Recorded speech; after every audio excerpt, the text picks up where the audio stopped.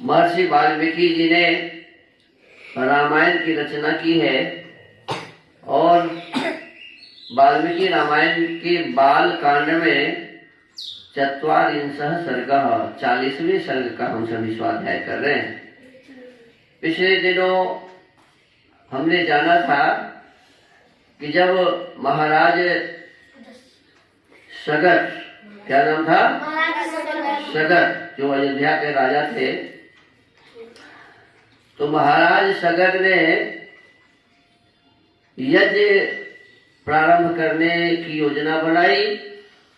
उसके लिए जो यज्ञ के घोड़े थे जिसको छोड़ा जाता है, और वो यज्ञ का घोड़ा सारी तरफ से घूम के आ जाता है, तो समझा जाता है कि मैं इस यज्ञ में सफल हो गया। और यदि कोई यज्ञ घोड़ा को पकड़ ले तो सफल हो जाते हैं। तो यज्ञ के घोड़ा छोड़ने से पहले ही क्या किया? इंद्र भगवान ने राक्षस का रूप धारण करके उस घोड़ा को चुरा लिया, पकड़ नहीं लिया। क्या किया जी? चुरा लिया। घोड़ा कभी छोड़ा भी नहीं गया। अब चुरा लिया तो पंडितों ने कहा कि ये तो विघ्न हो गया, आप जल्दी से घोड़े को खोज के लाइए, नहीं तो यज्ञ सफल नहीं होगा। अब राजा अपने जो 60,000 बेटा था ना सुमति से, जो कुंभ से निकला था, क्या था रे? तुम्बा से निकला हुआ था, वो 60,000 बेटा को बोला कि आप सभी जाओ और खोज के लाओ। वो बेचारे गए, पहले तो सारे पृथ्वी पर से घूम के आ गए कि कहीं नहीं है, न चोर मिला और न घोड़ा मिला। फिर बोला कि फिर जाओ, अब खोद के पृथ्वी के भीतर देखो कहीं छिपा के तो नहीं रखा है। अब सभी जाकर के खोदने लगे पृथ्वी को, पूरे पृथ्वी को खोद डाला, फिर भी नहीं मिला। तो फिर बोला कि अब क्या करें? आए पिताजी को बोला कि पिताजी कहीं भी नहीं मिला। तो फिर कहा कि भाई नहीं मिला तो फिर जाओ, और जब तक न मिले तब तक मत आओ, खोज के ही आओ। अब सभी 60,000 पुत्र रसातल को गया। पहले पूरब तरफ गया। किधर गया? अब पूरब तरफ गया तो वहां एक हाथी मिला उसे। कौन मिला जी? वो हाथी का नाम था विरूपाक्ष। क्या नाम था? विरूपाक्ष। और वो पृथ्वी को अपने किस पर रखा था? माथे के ऊपर। माथे जो ऐसे से हिलाता था ना हाथी, तो भूकंप आ जाता था। बताओ, हाथी के ऊपर में पृथ्वी रहेगा? अच्छा, पूरब के तरफ में दूसरा हाथी था, एक हाथी था, और फिर दक्षिण की तरफ गया सभी 60,000 पुत्र, तो दक्षिण की तरफ भी एक हाथी मिला। क्या मिला जी? दक्षिण की तरफ भी हाथी मिला, और दक्षिण में जो हाथी मिला था उनका नाम था महापद्म। क्या नाम था? महापद्म। फिर वहां से वो भी अपने माथे पर उठाए हुआ था पृथ्वी को। फिर वहां से पश्चिम की ओर गया। किधर गया? पश्चिम। हाँ, पश्चिम की ओर गया, वहां भी एक हाथी मिला। वो जो हाथी था उसका नाम था सोमनस। क्या नाम था? सोमनस। तो 3 हाथी तो हो गए। एक का नाम था विरूपाक्ष, एक का नाम था महापद्म, और एक का नाम था सोमनस। क्या नाम था? सोमनस। यहाँ तक हम स्वाध्याय कर चुके थे जी। और बताओ, ये हाथी के ऊपर में जो पृथ्वी थी, तो हाथी कहाँ था?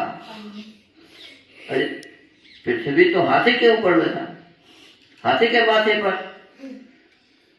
3 तरफ हो गया, चौथा तरफ पड़ रहे हैं, क्या है?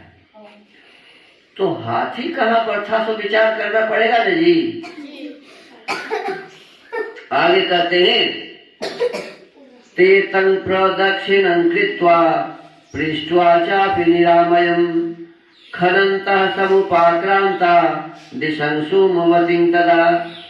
उसकी भी परिक्रमा करके, माने ये जो पश्चिम दिशा में हाथी था सोमनस, ये 60,000 पुत्र सगर जी के सभी इस हाथी का परिक्रमा किया। परिक्रमा करके उसका कुशल समाचार पूछकर वे सभी राजकुमार भूमि खोदते हुए उत्तर दिशा में जा पहुंचे। पूरब, दक्षिण, पश्चिम हो गया। अब किधर जा रहे हैं? उत्तर दिशा।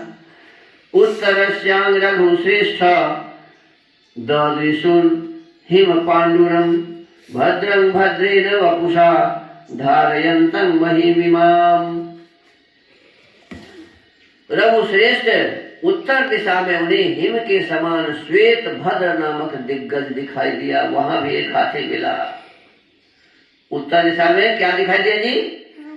उजला हाथी, श्वेत भद्र है, जो अपने कल्याणमय शरीर से इस पृथ्वी को धारण किए हुए था। वो भी पृथ्वी को धारण किए हुआ था, माने चारों तरफ में 4 हाथी अपने सिर के ऊपर पृथ्वी को धारण किए हुए था। समालभ्य ततः सर्वे कृत्वा चैनं प्रदक्षिणं षष्टिः पुत्र सहस्राणि विभिदुर्वसुधातलम्। उसका कुशल समाचार पूछकर राजा सगर की वे सभी 60,000 पुत्र उसकी परिक्रमा करके, किसका? वो जो श्वेत भद्र नाम के हाथी था, उत्तर दिशा में श्वेत भद्र, उनका परिक्रमा करके और 60,000 पुत्र आगे बढ़े। उसका कुशल समाचार पूछकर राजा सगर के वे सभी 60,000 पुत्र उसकी परिक्रमा करने के पश्चात भूमि खोदने के काम में जुट गए। तब भी खोदते रहे। ततः प्रागुत्तरं गत्वा सागराः प्रथितां दिशं रोषादभ्य खनन सर्वे पृथ्वीं सगरात्मजाः। तदनंतर सुविख्यात पूर्वोत्तर दिशा में, पूरब और उत्तर दिशा में, इस कोने में पूर्वोत्तर दिशा में जाकर उन सगर कुमारों ने एक साथ होकर रोष पूर्वक पृथ्वी को खोदना आरंभ किया। सब रोष पूर्वक माने सभी आदमी ऐस तैस में आ गए। अरे ये पृथ्वी को खोद डाला और अभी नहीं मिला, चलो एक साथ पूरा बढ़िया से खोदो। अब शुरू कर दिया, जुट गए, रोष पूर्वक पृथ्वी को खोदना आरंभ किया। ते तु सर्वे महात्मानो भीम वेगा महाबला ददृशुः कपिलं तत्र वासुदेवं सनातनम्। इस बार उन सभी महामना, महाबली एवं भयानक वेगशाली राजकुमारों ने वहां सनातन वासुदेव स्वरूप भगवान कपिल को देखा। किसको देखा जी? भगवान कपिल। भगवान कपिल, भगवान वासुदेव। भगवान वासुदेव माने कृष्ण, भगवान वासुदेव माने कृष्ण है। तो कहते हैं भगवान वासुदेव स्वरूप माने जैसा भगवान वासुदेव है वैसा उन्हीं का रूप था। वही कपिल बन के बैठे थे। वासुदेव ही क्या बन के बैठे थे? कपिल। कपिल बन के बैठे थे। वासुदेव स्वरूप भगवान कपिल को देखा। किस दिशा में? पूरब और उत्तर दिशा में। ये बेचारा सब भ्रमित हो गया। पूरब में तो गया ही था, पूरब से उत्तर दिशा में बढ़ना चाहिए था, तो उसी कोने में तो मिल जाता। अब बेचारा दक्षिण में आया, पश्चिम में आया, फिर उत्तर में गया, फिर पूरब के कोने में गया। बहुत मेहनत हो गया ना है? अब कपिल को देखा। हयं च तस्य देवस्य चरन्तमविदूरतः प्रहर्षमतुलं प्राप्ता सर्वे ते रघुनंदन। राजा सगर के यज्ञ का वह घोड़ा भी भगवान कपिल के पास ही चल रहा था। सगर का घोड़ा मिल गया है ना जी? कहा था वो कपिल जी के पास घास चल रहा था। रघुनंदन उसे देखकर उन सबको अनुपम हर्ष प्राप्त हुआ। 60,000 पुत्र और सभी देख रहे हैं कि हमारे यज्ञ का घोड़ा यही बंधा हुआ है और इसका मतलब यही चोर है। कौन चोर है? ये वासुदेव भगवान जो कपिल बन के बैठा हुआ है। ते तंग यजहनं ज्ञात्वा क्रोध पर्याकुलेक्षणा खलित लांग लधरा नाना वृक्ष शिलाधरा भगवान कपिल को अपने यज्ञ में विघ्न डालने वाला जानकर उनकी आंखें क्रोध से लाल हो गई। उन्होंने अपने हाथों में खंती, हल और नाना प्रकार के वृक्ष एवं पत्थरों के टुकड़े ले रखे थे। कौन? ये 60,000 पुत्र। किसी के हाथ में लाठी था, किसी के हाथ में खंती था, किसी के हाथ में हल था, किसी के हाथ में वृक्ष था, किसी में पत्थर का टुकड़ा था। ये सब लेकर के और अभ्यधावंत संक्रुद्धा क्रुद्धास्तिष्ठेति चाब्रुवन् अस्माकं त्वं हि तुरगं यज्ञियं हतवानसि दुर्मेधस्त्वं हि संप्राप्तान् विद्धि नः सगरात्मजान्। वे अत्यंत रोष में भरकर उनकी ओर दौड़े और बोले, अरे खड़ा रह। किसको कहा? भगवान कपिल को। अरे कपिल मुनि जी वहां थे ना। अरे खड़ा रह, तू ही हमारे यज्ञ के घोड़े को यहाँ चुरा लाया है। कपिल जी को क्या कहा? तू ही हमारे घोड़े को यहाँ चुरा लाया है, क्योंकि वही तो था, घोड़ा वही था उन्हीं के पास। दुर्बुद्धे, अब हम आ गए, तू समझ ले, हम महाराज सगर के पुत्र हैं। क्या कहा? हम सभी महाराज सगर के पुत्र हैं। तूने हमारे घोड़े को चुरा के ले आया है, हमारे यज्ञ को तूने मैंने अव्यवस्थित किया है, तो अब क्या करेंगे तुम्हें? तो कहते हैं, श्रुत्वा तद्वचनं तेषां कपिलो रघुनंदन रोषेण महताविष्टो हुंकारमकरोत् तदा। रघुनंदन, उनकी बात सुनकर भगवान कपिल को बड़ा रोष हुआ और उस रोष के आवेश में ही उनके मुंह से एक हुंकार निकल पड़ा। जैसे ही ये लोग मारने के लिए तैयार हुआ ना कपिल जी को, बस कपिल जी भी उधर से हुंकार भरे। ततस्तेना प्रमेयेन कपिलेन महात्मना भस्म राशि कृता सर्वे काकुत्स्थ सगरात्मजा।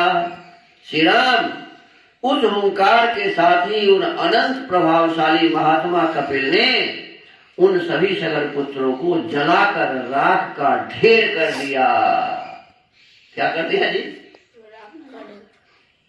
अब बताओ, कपिल जी के पास पेट्रोल रखा हुआ था, जो छीट दिया और आग लगा दिया और सब जल गया।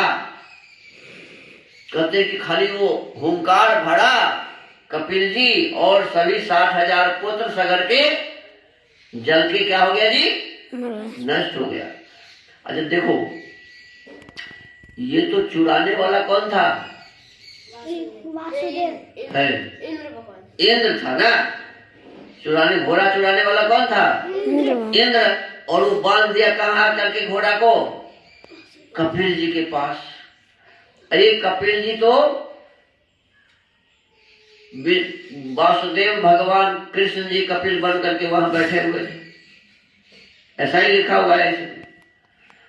तो ये जो 60,000 पुत्र बोला कि तुम चोर है, मेरे घोड़ा को चुरा के ले आया है, रुको आज, ये मारना चाहते थे उनको। तब तक में क्या हुआ? ये स्वयं ही ऐसे हुंकार भरे कि सब जल के भस्म हो गया। एको ठो बेटा नहीं बचा। 60,000 का 60,000। अच्छा हुआ होगा ऐसा? विचार करो, ऐसा हुआ होगा क्या? नहीं। वहां कोई पेट्रोल था ही नहीं, कोई पुआल आदि था ही नहीं, कोई लकड़ी था ही नहीं, तो जलेगा कैसे? अब खाली वो आंख से देख देंगे और जोर से बोल देंगे, कह देंगे कि तुम जल जाओ, तो जल जाएगा? नहीं। ऐसे होता है क्या? नहीं। अरे जलाने का कोई साधन होता है ना जी। तो इस प्रकार से ये जो कथा है ना, ये हमको लगता है कि महाभारत युद्ध जब हो गया, इसके पश्चात में विद्वान लोग मारे गए और ज्यादा वाम मार्गियों का बोलबाला हो गया, नास्तिकों का बोलबाला हो गया। और आने वाले समय में जो विद्वान हुए ना, उन लोगों ने अपनी मन में जिस प्रकार की बातें थी, उन बातों को इसमें अपने हिसाब से लिख दिया। ये कोई वाल्मीकि जी द्वारा लिखी हुई कथा नहीं है। हम लोगों को ऐसा ही समझना चाहिए, क्योंकि इसमें बार बार वासुदेव की चर्चा आती है। वासुदेव कृष्ण को कहते हैं और कृष्ण के बारे में कहते हैं कि उन्होंने कपिल का रूप धारण करके और सगर के 60,000 पुत्र को जला दिया। माने कृष्ण की बड़ाई हो रही है इसमें। भगवान उनको बता रहे हैं, ईश्वर बता रहे हैं और उनकी महत्ता बता रहे हैं कि देखो 60,000 को खाली हुंकार से ही जला दिया। माने अपने गुरुओं की बड़ाई कर रहे हैं कृष्ण के भक्त। ऐसे ही इसमें लग रहा है। अब जलाने के बाद क्या हुआ, इसकी कथा अब आगे करेंगे। आज के स्वाध्याय के क्रम को यही विराम देते हैं। ओम।